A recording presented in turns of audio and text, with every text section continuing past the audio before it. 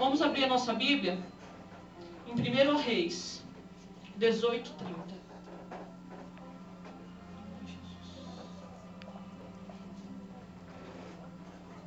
Aleluia, Jesus. Grandes coisas o Senhor fez nesse lugar. Glória a Deus. Aleluia. O Senhor começou na sexta-feira. Ontem nós fomos para Paraná City. Lá o Senhor também fez grandes coisas. E eu creio que não vai ser diferente. Não porque eu e o pastor somos diferentes, mas porque o nosso Deus é um Deus misericordioso. 1 Reis 18:30. O nosso Deus é um Deus que Ele vê o sacrifício. Ele vê o sacrifício, de repente, de você ter deixado a sua casa, de estar lá, sentado, assistindo televisão, estar lá descansando, porque hoje é domingo e amanhã começa novamente a semana. O sacrifício de vir para a casa do Senhor, ouvir a voz dEle. Todos acharam? Amém? Eu peço para a igreja se colocar de pé em reverência à palavra do Senhor. Muitos questionam por que ficar de pé. Diante da bandeira do Brasil nós temos que ficar de pé. Nós temos que ficar prostrados diante dele. De pé, em reverência. E a palavra do Senhor não pode ser diferente. Nós não podemos dar menos ao Senhor do que nós damos ao homem. 1 Reis 18:30 diz: Então Elias disse a todo o povo: Chegai-vos a mim. E todo o povo se chegou a ele. Elias restaurou o altar do Senhor, que estava em ruínas. Tomou 12 pedras, segundo o número das tribos dos filhos de Jacó, ao qual viera a palavra do Senhor, dizendo: Israel será o teu nome. Com aquelas pedras edificou o altar em nome do Senhor. Depois fez um rego em redor do altar tão grande como para semear 2 medidas de sementes. Então armou a lenha, dividiu o novilho em pedaços, pô-lo sobre a lenha e disse: Enchei de água 4 cântaros e derramai-a sobre o holocausto e sobre a lenha. Disse ainda: Fazei-o segunda vez, e o fizeram. Disse mais: Fazei-o a terceira vez, e o fizeram terceira vez. De maneira que a água corria ao redor do altar. Ele encheu também de água o rego. No devido tempo, para se apresentar a oferta de manjares, aproximou-se o profeta Elias e disse: Ó Senhor, Deus de Abraão, de Isaque e de Israel, fique hoje sabido que tu és Deus em Israel, e que eu sou teu servo, e que, segundo a tua palavra, fiz todas essas coisas. Responde-me, Senhor, responde-me, para que este povo saiba que tu, Senhor, és Deus, e que a ti fizeste retroceder o coração deles. Então caiu fogo do céu e consumiu o holocausto, e a lenha, e a pedra, e a terra, e ainda lambeu a água que estava no rego. E vendo todo o povo, caiu de rosto em terra e disse: O Senhor é Deus, o Senhor é Deus. Aleluia, Jesus. Coloque a sua Bíblia sobre a tua cadeira. Vamos orar ao Senhor e pedir para que Ele hoje venha falar. Venha nos mostrar qual é o trabalhar dele nesta noite na nossa vida. Senhor, meu Deus e meu Pai, neste momento, Senhor, a tua palavra foi lida. Meu Deus querido, eu não sou nada sem a tua presença, sem a presença do teu Espírito. Por isso eu te peço, Senhor, que nesse momento eu diminua e que o Senhor cresça através da minha vida. Que eu venha ser, Senhor, canal de bênção para o teu povo. Que eu venha ser canal de paz, Senhor, para a tua igreja. Em nome do teu Filho Jesus eu te peço. Usa-me conforme a tua vontade. Fala, Senhor, conforme a necessidade do teu povo. Tenha liberdade, Espírito Santo de Deus, para fazer sinais e maravilhas no meio do teu povo. Porque nós cremos em um Deus que faz, Senhor. Um Deus que cumpre as promessas. Um Deus que tem levantado homens e mulheres de Deus para poder falar na terra, Senhor, para fazer a sua vontade.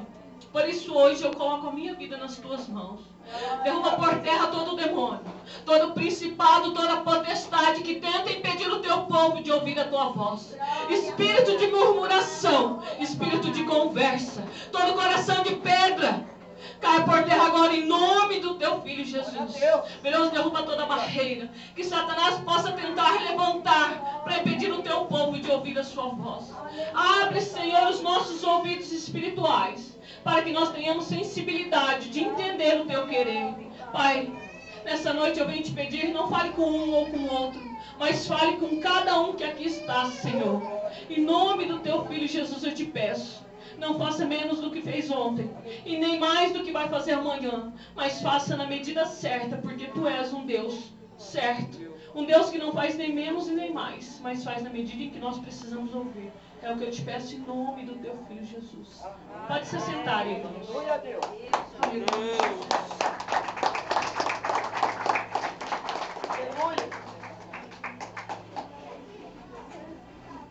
Essa passagem nos mostra quando Elias enfrentou os 450 profetas de Baal. Mas o Senhor, lendo essa passagem, Ele me levou muito mais além.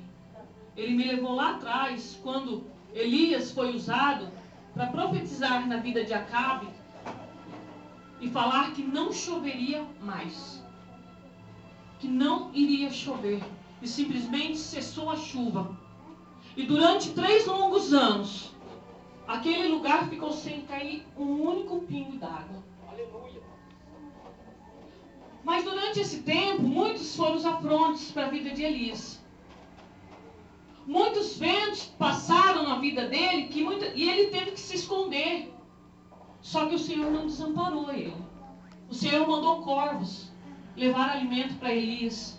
O Senhor levantou uma viúva para poder alimentar Elias. E nesse tempo, aleluia, Deus, Elias, ele ficou preocupado pelo que Deus tinha usado ele para falar. Mas chegou a um ponto em que o povo de Deus já não tinha mais forças para caminhar. Acabe tinha se casado com Jezabel e tinha levantado altares para Baal. E tinha feito com que muitos do seu povo, do povo de Deus, se voltasse. E voltasse para trás e buscar, em vez de buscar a Deus, buscar a Baal. Aleluia. E ele viu que precisava ser feito algo para que o povo não perecesse. Porque até mesmo os profetas que outrora profetizavam, outrora eram usados pelo Senhor, tinham se intimidado. E Elias, ele foi até Acabe por ordem do Senhor, porque Elias não fazia nada se não fosse por ordem do Senhor. E ele enfrentou os profetas de Baal. E nós sabemos que ele não era o único profeta de Deus. Tinha mais ali naquele lugar, mas ele foi o único a se colocar diante de 450 homens. Você consegue imaginar que batalha espiritual, um único profeta do Senhor lutando contra 450 profetas de Baal? Você já tentou questionar algo no meio de várias pessoas, em que todos que estão lá não concordam com você, e você sozinho tem que provar que você está certo? Foi assim que aconteceu com Elias. Só que Elias, ele conhecia o Deus que ele servia. Ele conhecia aquele que tinha chamado ele para fazer a obra.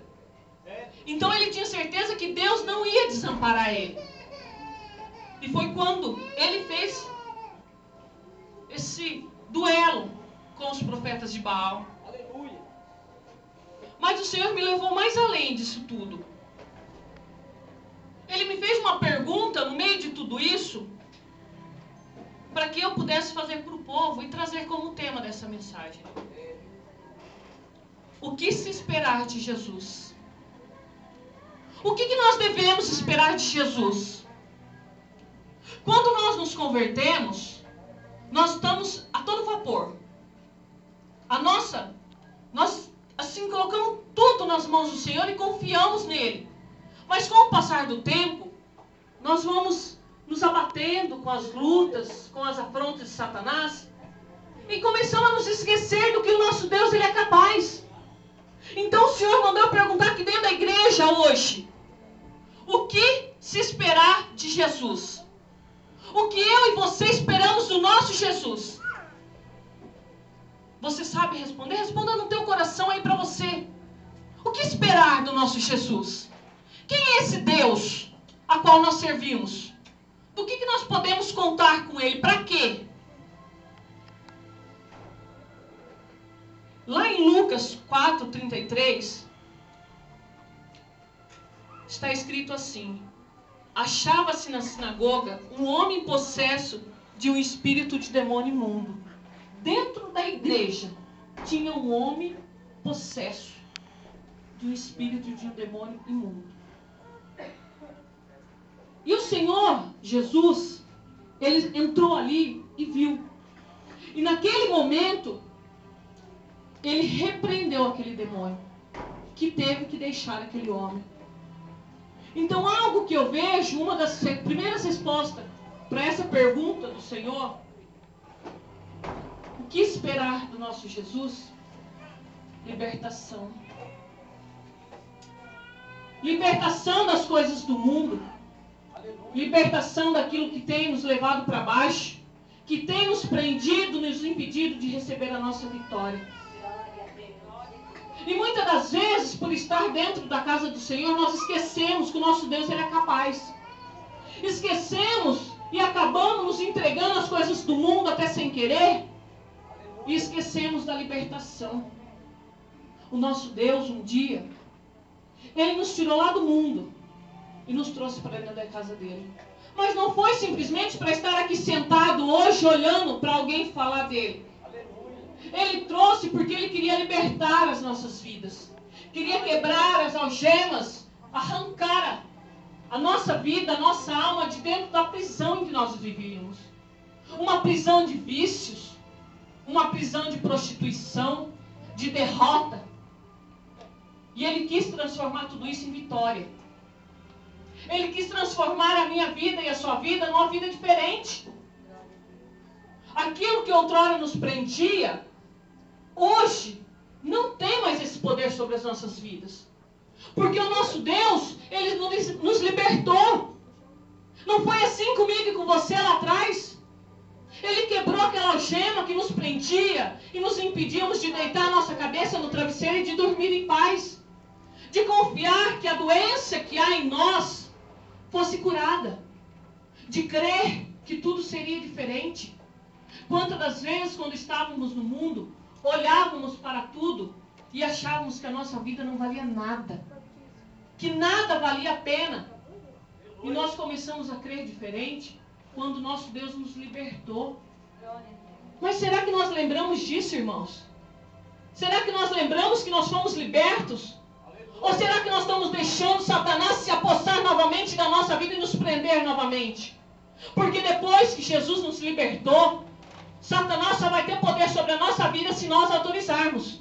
Se nós dermos brecha para ele tomar posse novamente. Porque caso contrário, na minha mão e na sua, jamais voltará a ter algema. Porque a algema que estava aqui um dia, me prendendo, ela foi rompida pelo meu Senhor. Glória a Deus. A libertação, irmãos. Nós estamos libertos. Nós saímos daquela prisão que nos prendíamos para estar hoje glorificando o nome do Senhor. E o que tem impedido a minha vida e a sua vida de glorificar ao Senhor?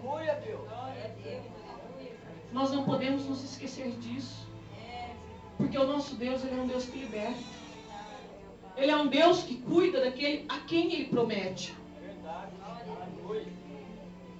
Lá em Marcos 5:39, está escrito assim: ao entrar, lhes disse: por que estáis em alvoroço e chorais? A criança não está morta, mas dorme. Você conhece essa passagem? Quando Jesus foi à casa de Jairo, e chegando lá, a filha de Jairo estava morta. Aleluia! E é mais uma resposta para a pergunta: o que se esperar de Jesus? Ressurreição. O meu Deus, o teu Deus, é um Deus que ressuscita mortos. Um dia eu estava morto, irmãos. Você estava morto para as coisas de Deus. A sua vida não valia nada. É como se você tivesse enterrado dentro de um caixão. E o nosso Deus nos libertou. e nos ressuscitou. Ressuscitou para uma vida nova, uma vida diferente. Glória a Deus. O nosso Deus é um Deus que ressuscita. E não somente espiritualmente, mas também Ele ressuscita mortos. E isso não só lá no passado, irmãos. Nós conhecemos testemunhos de pessoas que foram ressuscitadas da morte. Pessoas que estavam no necrotério, pessoas que estavam baleadas, que para o homem não tinha mais jeito, mas ele levantou, o Senhor levantou profetas e levou até lá para orar e para impor as mãos e repreender a morte, para mostrar que ainda hoje Ele tem poder sobre a morte. Irmãos, o nosso Deus é um Deus que ainda liberta, é um Deus que ainda ressuscita sonhos, projetos. Não podemos deixar o inimigo matar os nossos sonhos e ficarmos de braços cruzados, achando que isso é certo, achando que a culpa é nossa, que nós somos incapazes. Quando o nosso Deus ressuscitou a nossa vida, quando Ele tomou das garras de Satanás e tomou posse, no momento em que nós levantamos a mão e aceitamos Ele como o único Salvador da nossa vida, ali Ele ressuscitou os nossos sonhos, os projetos da nossa vida, para uma vida melhor. Mas com o passar do tempo, nós simplesmente deixamos Satanás tomar conta dos nossos sonhos, matar os nossos sonhos, os nossos projetos. Porque quantos sonhos nós temos que foi sonhado lá atrás, que nós não conseguimos concluir? Agora diga para mim por quê? Por que esse sonho morreu? Por que esses projetos morreu? De uma vida melhor, de ter algo melhor, um carro melhor, uma casa melhor, que os meus filhos estudem num colégio melhor, que os meus filhos façam a faculdade, que eles tenham sonhos. Simplesmente nós olhamos para a nossa casa, para a nossa vida e achamos que está certo. Achamos que nós não somos capazes, que porque nós temos um emprego digno, mas que ganha pouco, que nós não somos capazes de sonhar algo maior para os nossos filhos. O nosso Deus, Ele não precisa de ajuda. Ele só precisa que nós caminhamos certo, que nós trabalhamos sem mentira, sem tirar o que é dos outros, para que Ele possa fazer prosperar o dinheiro na nossa mão. Não é errado sonhar que essas crianças aqui hoje um dia vão fazer uma faculdade, vão ser médicas, vão ser profissionais advogados, vão ser empresários, vão ter uma vida melhor só porque os pais vivem numa casa simples, só porque os pais têm um emprego simples que ganha pouco. Não é impossível. Os projetos de Deus para a nossa vida, Ele é grande. O Senhor, Ele quer hoje ressuscitar esse sonho. Irmã, a tua filha vai ser sim o que você sonha para ela. Simplesmente não desista. Você pode achar que você é louca e sonhar que a sua filha vai ter um futuro diferente do que você tem, mas não vai não. O Senhor manda te dizer, você é escolhido do Senhor, é eleita de Deus. Toma posse dos sonhos. Sonha mesmo, sonha alto. Sonha projetos grandes. Tua vida é simples sim, mas o teu Deus não é um Deus simples, não é um Deus pequeno. Você não tem se esforçado, não tem feito. Então o Senhor manda te dizer, o resto é com Ele. Sonha alto mesmo, porque o Senhor, Ele é capaz. O meu Deus, Ele é um Deus grande. Ele não ressuscita somente sonhos pequenos, Ele ressuscita sonhos grandes, impossível ao homem. Para que o nome dEle venha ser glorificado através da minha vida e da sua vida. Irmãos, quem éramos nós quando estávamos no mundo? Quem éramos nós? Eu posso dizer quem eu era. Eu não era ninguém. Eu era uma moça rica, com dinheiro, com carro, mas sem um pingo de paz. Eu fui 10 anos depressiva, dependente de calmante antidepressivo. Eu tomava 2 calmantes e um antidepressivo todos os dias. E eu não conseguia dormir. Eu não conseguia descansar. Eu estava dirigindo o meu carro, eu ouvia Satanás falando comigo assim como eu falo contigo nessa hora. Satanás falava, joga o teu carro debaixo de um caminhão. A tua vida não serve para nada. Os teus filhos vão estar bem melhor sem você.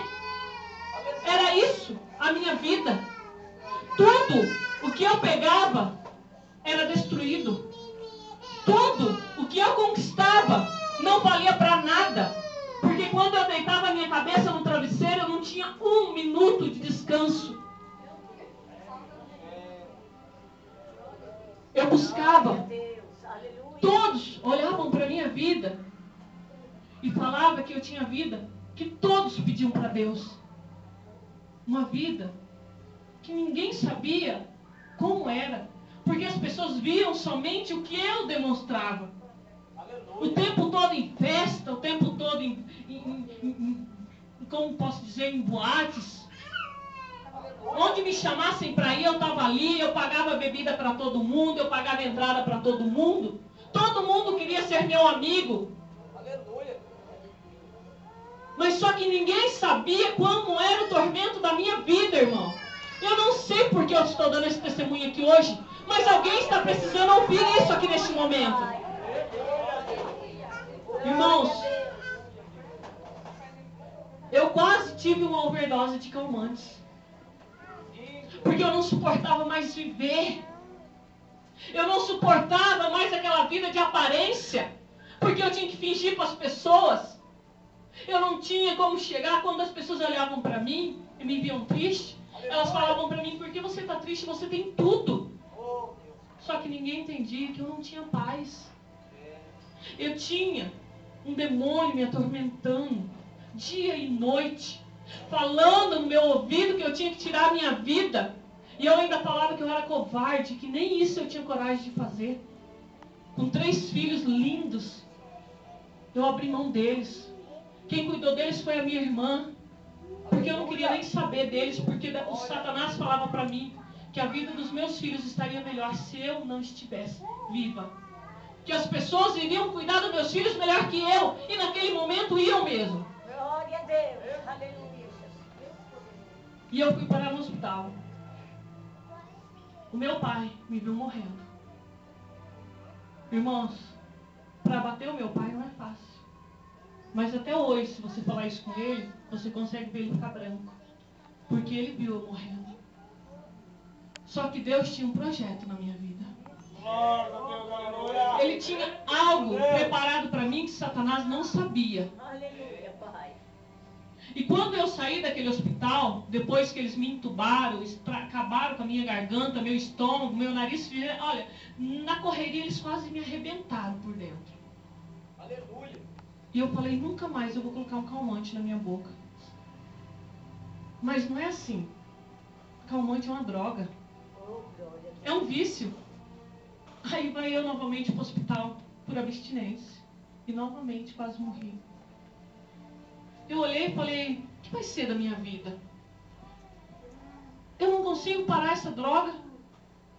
Não consigo viver. Mas um dia, olha como Deus trabalha, irmãos.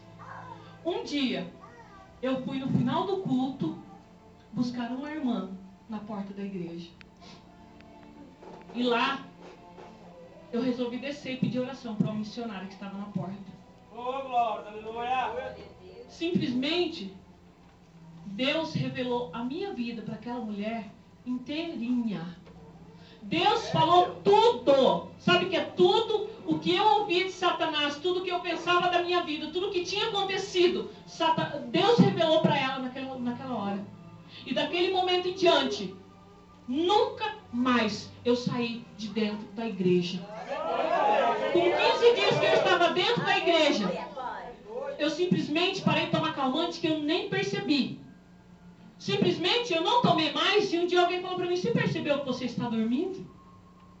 Você percebeu que você não está tendo abstinência do calmante? E foi aí que eu despertei para a minha vida. Foi aí que Deus começou a transformar. Isso fazem 7 anos. Não faz tanto tempo assim.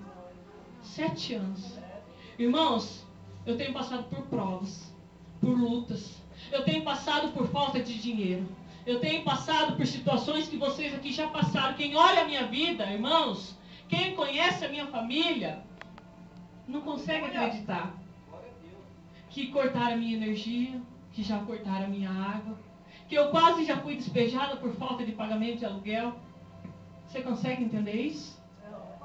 Só que o que as pessoas não conseguem entender é que mesmo assim eu glorifico o nome do meu Deus. Porque hoje eu deito a minha cabeça no travesseiro e durmo. Hoje eu tenho prazer de estar aqui. Hoje eu dou valor naquele mínimo detalhe, irmãos. Não pense que dinheiro é a solução para todos os nossos problemas. Eu te garanto que não é. Eu te garanto que não é. O meu pai, ele é vice-prefeito lá em Santa Fé. Se você chegar lá, vão te falar que ele é o homem mais rico da cidade. Só que eu, irmãos, abri mão de tudo aquilo lá para estar aqui hoje. Aleluia, Deus. Pregando a palavra do Senhor. Estou com o carro da minha mãe. Esse carro ali não se iluda não, que não é meu não. É da minha mãe. Porque o meu está com imposto atrasado, não pode ir para a estrada. Aleluia, Deus. Irmãos, Deus é bom. Ele fez isso com a minha vida. Eu que não valia nada. Por que você acha que com você, com o teu filho, com a tua família vai ser diferente? É ilusão do diabo falar que você tem que depender de droga, depender de calmante, depender de cigarro, de bebida para viver. Você vai estar vivendo de uma forma errada. Satanás, ele quer simplesmente tirar a sua vida, só isso. Mas eu tive algo que eu esperava do meu Deus. Eu fui liberta. Ele ressuscitou a minha vida, que estava morta. E hoje eu estou aqui pregando para você e falando do amor de Deus. Deus é maravilhoso, aleluia. O que se esperar de Jesus? Deus. Irmãos,